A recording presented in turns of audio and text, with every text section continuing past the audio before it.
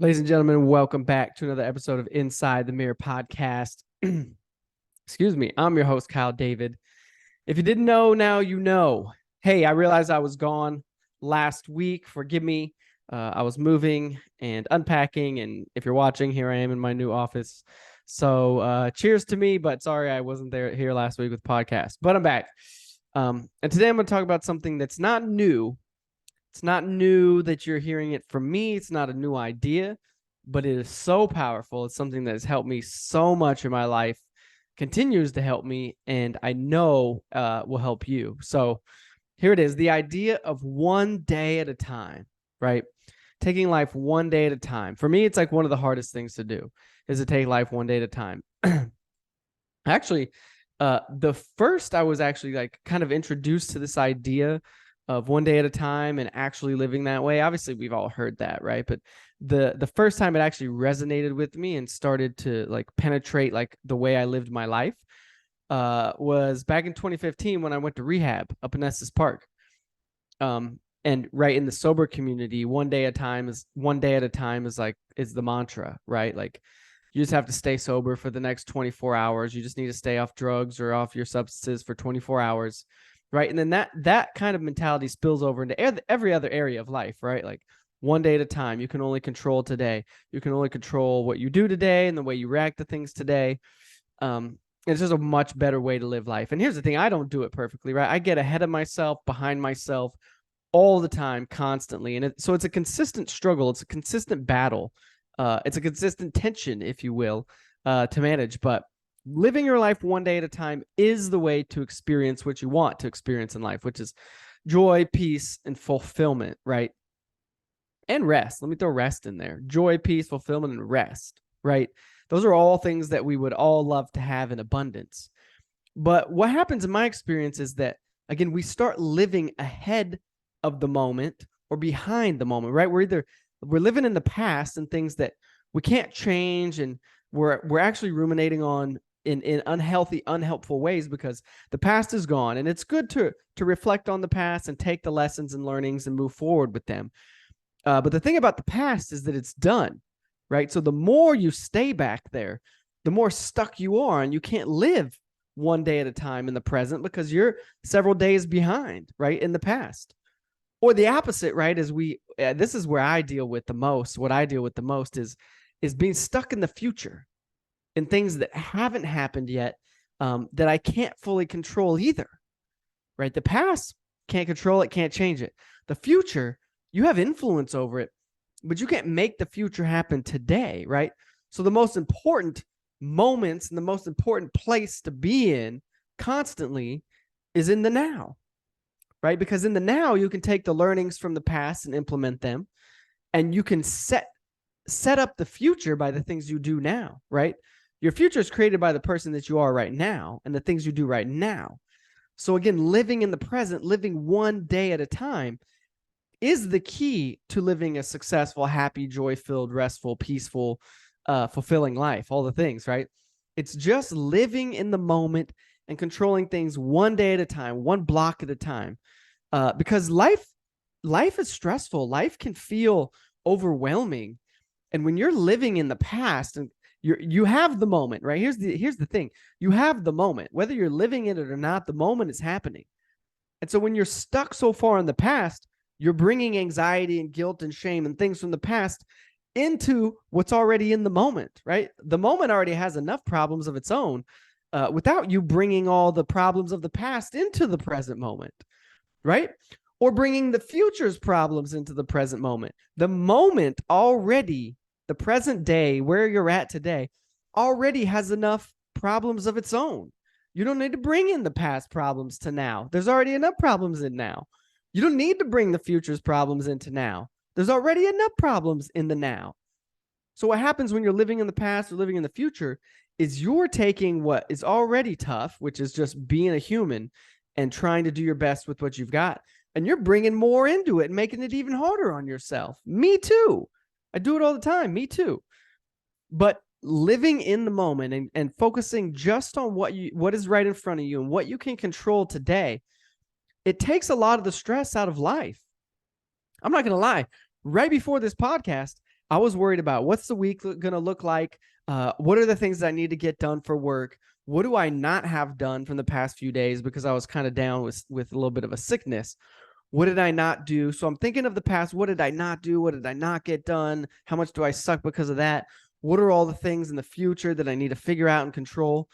And honestly, all I need to do right now is record this podcast, and for the next hour, work on editing it and uploading it and clipping some clips. And that's what I need to focus on. That's what I need to focus on today. And I have like 2 or 3 other things I need to get done today. And tomorrow will bring its own problems. It's got enough worries of its own. Right. And so I think a lot of it comes down to how, okay, so here's the question, right? How do I live in the moment? How do you live in the moment? Is it just that easy of just live in the moment?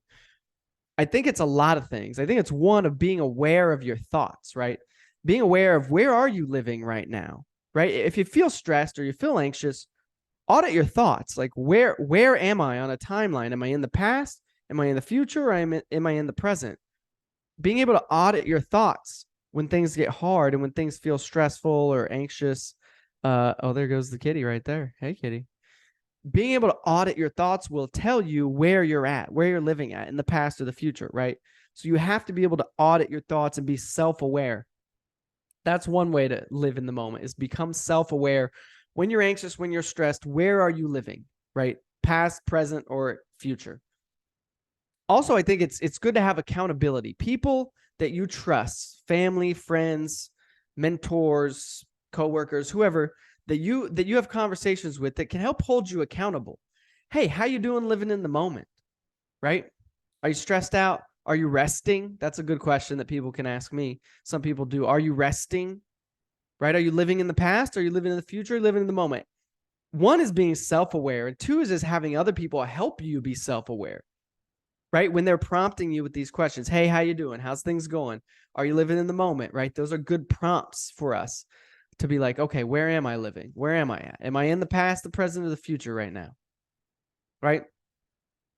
And then, so one, right, is self-awareness. Two is accountability or others' awareness, having others help you be aware. And three, I think, is time management. I think having, whether it's a calendar or a day planner, I think planning out your days and weeks helps you see it more on like a spectrum and understand what each day needs, so that you know, like, hey, if I get this, and done today, this, and this done today, this is today, right? Like today is good. So I think having structure, because a lot of times when I'm living in the future, it's because I don't have a checklist. I don't have my calendar planned well. And so I'm just like thinking through all the things versus taking all the things, putting them on the calendar or putting them in a to-do list and having them in front of me. So I know what needs to get done each day. So each day feels much more manageable. And when it feels much more manageable, I know what, and when I know what needs to be done in that day, I'm focused on those things, and it helps me stay more present in the moment. So self-awareness, accountability and awareness from others, time management, and having some structure to your time and your day and the things you need to get done. And then fourth, I think, is just health, fitness, and exercise, right? I get really anxious. The past week, I didn't work out. I think I worked out once because I was moving and I was stressed and I didn't have a good routine. And I felt so much more anxious, stressed, just because I wasn't in my fitness health routines, right? I ate a lot of like burgers and things out because we were just moving and needed quick food. And when I don't have a good physical health routine, health and fitness routine, I don't feel well. I start to get anxious. I start to think about the past. I start to worry about the future. Don't undervalue a health and fitness routine. Eating well, eating good foods, sleeping, exercising. Those things for me help me be more present in the moment because those things help me have clarity physically and mentally and feel like I have much more control over my life. Even when things feel out of control, if my health and fitness is locked in, I feel like I have much more control. So those are the things that help me: self-awareness, awareness and accountability from other people, time management and structures for your day and the things you need to get done, and health and fitness. Health and fitness, having a routine with what you eat, when you eat, When do you sleep? How long do you sleep? And are you exercising? And are you getting your blood flowing? Are you going outside? Are you getting sun on your skin? Are you getting are you doing hard things physically? Because that will directly impact the way that you feel and the way that you show up. So I hope that was helpful. I think we all struggle with living in the past or living in the future and not always being present in the moment and living one day at a time. Again, I'm often weeks ahead of where I'm at presently in the moment, just because I'm so worried about the future or I'm so stuck in the past. So don't hear me saying that I have it all figured out. I don't. Those are just some things that have helped me over the years, and I do really strive to live by the idea of one day at a time, because here's the thing: you don't have tomorrow. Nothing is promised. And so any time you spend in the past or the future is robbing you of the gift of now, which is all you really have and all I really have. So enjoy the moment, be present, live one day at a time, do your best with where you're at right now, and let some of the stuff I shared hopefully propel you forward and propel you to a new level of just living one day at a time. So hope something was helpful. If it was, share it with somebody that you think it could help. Thank you for listening. I appreciate it. This has been another episode of Inside the Mirror podcast. I'm Kyle David. Until next time, adios.